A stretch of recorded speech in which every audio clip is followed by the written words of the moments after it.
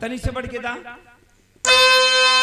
का कहिला जौना के बिहार का मानस हंस कहल जा गायत्री ठाकुर जी एक गीत के गौले रहलन। उन्हों से पहले उनकर शिष्य भरत राय उजियार भरौली के गीत गौलन, लेकिन खास तौर से कुछ ऐसा चीज होला कि सबके आवाज में सूट ना करेला।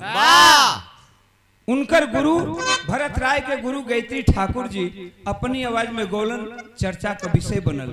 आज संत समाज में चर्चा का विषय बा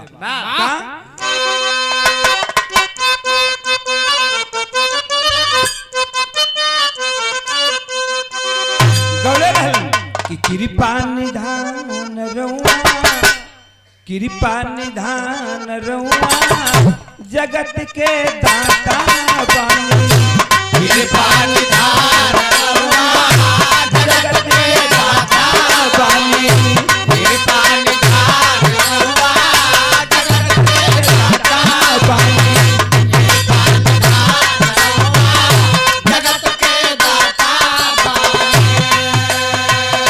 दुष्टन के मार दिहला,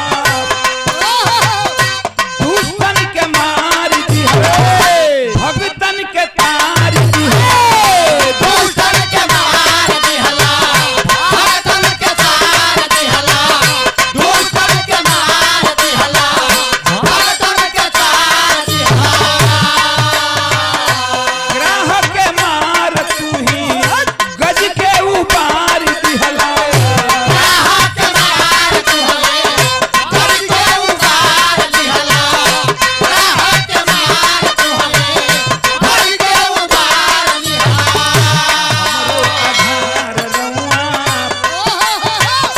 हमरो आधार रउआ जगत के दाता बानी, हमरो आधार रउआ जगत के दाता बानी, हमरो आधार रउआ जगत के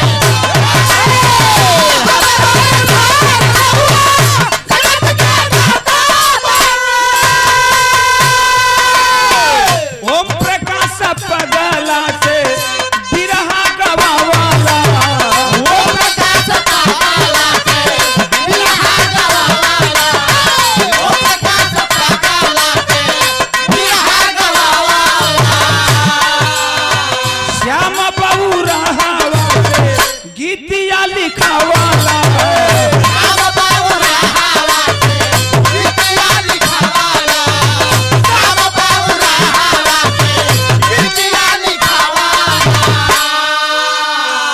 आइए सबका खातिर संदेश बा कि कैला भजन जन्म मिली ना दोबारा, मिली ना दोबारा, कैला भजन जन्म मिली ना दोबारा, मिली ना दोबारा।